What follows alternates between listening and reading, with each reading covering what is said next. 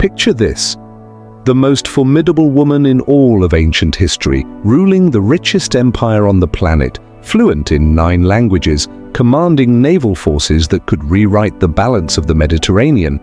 And yet, for over 2 millennia, she's been reduced to nothing more than a temptress who charmed powerful men. But what if I told you that nearly everything you've been taught about Cleopatra is a carefully crafted lie? Today we're diving deep into the complete, filtered story of Cleopatra VII, the last pharaoh of Egypt.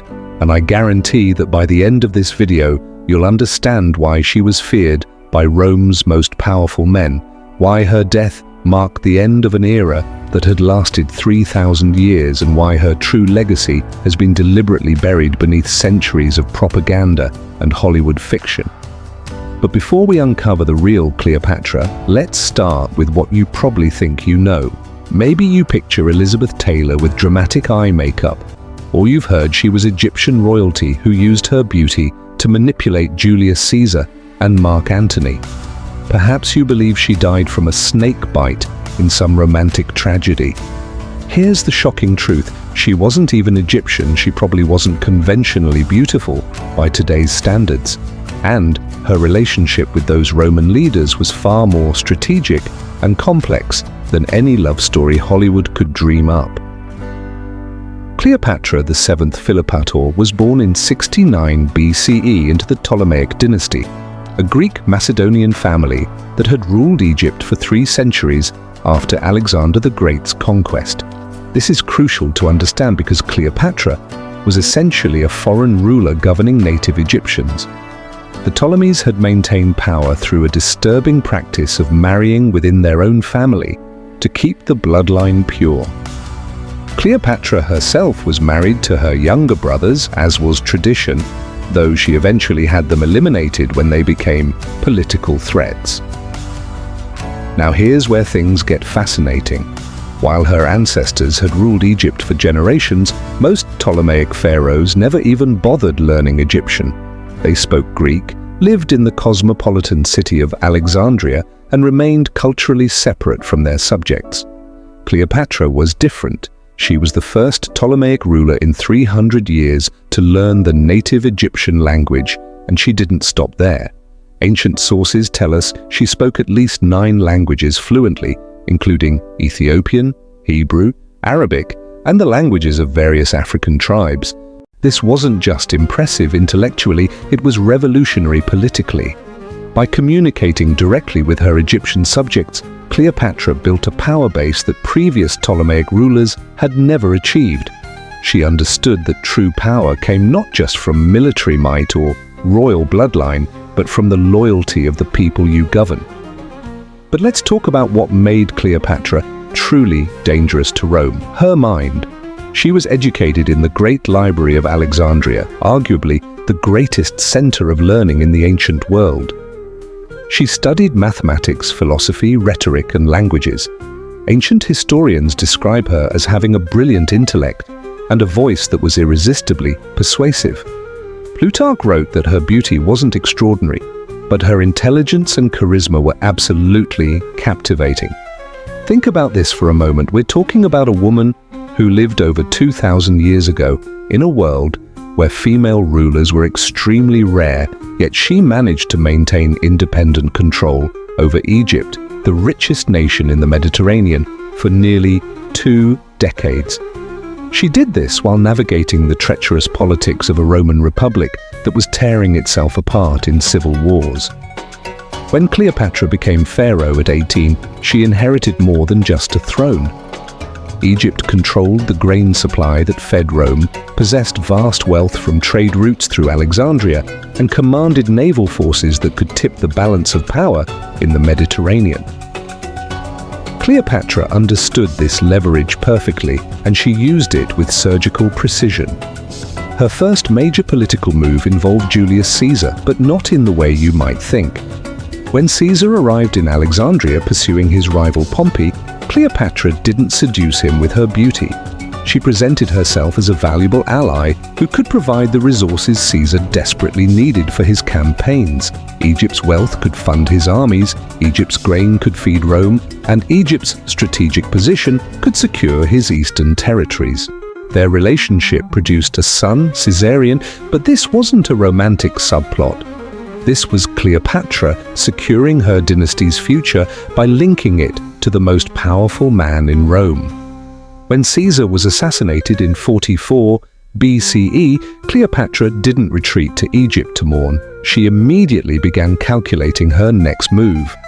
Enter Mark Antony, one of the three men who divided the Roman world after Caesar's death. Again, popular culture portrays their meeting as a romantic encounter, with Cleopatra arriving dressed as the goddess Aphrodite. But strip away the theatrical elements and you'll see a masterfully orchestrated political summit. Cleopatra arrived in a golden barge, surrounded by luxury that demonstrated Egypt's wealth, speaking to Antony in perfect Latin while dressed to invoke divine authority. This wasn't seduction, this was psychological warfare. Cleopatra was showing Antony exactly what partnership with Egypt could offer him. She provided the resources that allowed Antony to challenge Octavian for control of the Roman world, and in return, she secured protection for Egypt and legitimacy for her rule. Their partnership lasted over a decade and produced 3 children, but it was always a political alliance first. Together, they controlled the eastern Mediterranean, commanded vast armies and naval fleets, and posed a genuine threat to Octavian's vision of Roman supremacy.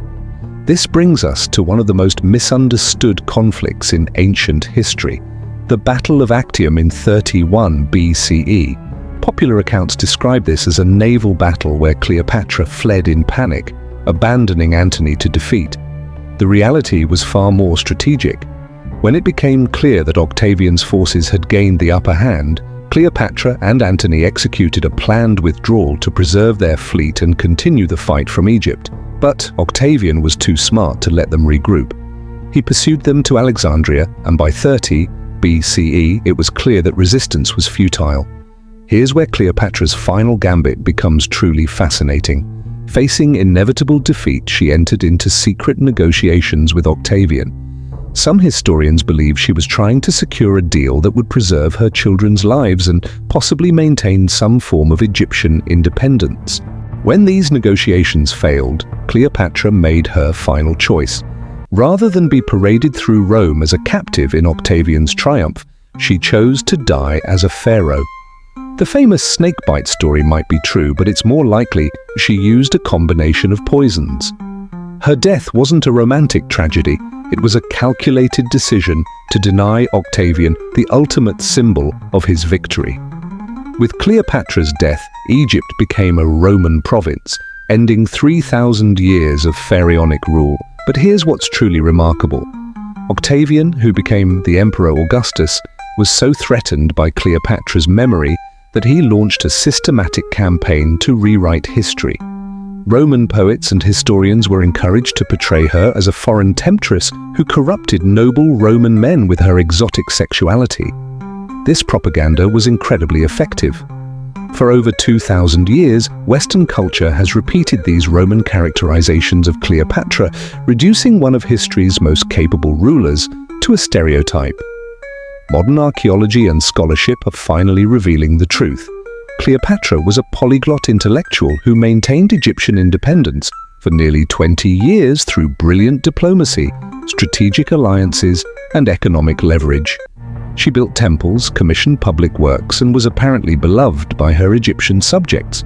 She expanded trade networks, maintained Egypt's naval supremacy in the eastern Mediterranean, and created a court in Alexandria that rivaled Rome itself in luxury and learning. Perhaps most importantly, Cleopatra understood something that many rulers throughout history have failed to grasp. Power isn't just about military strength or royal bloodline.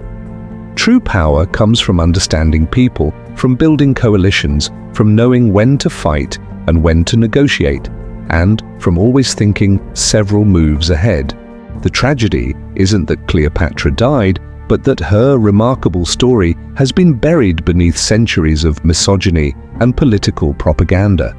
She wasn't just the last pharaoh of Egypt, she was the last independent ruler of one of humanity's greatest civilizations.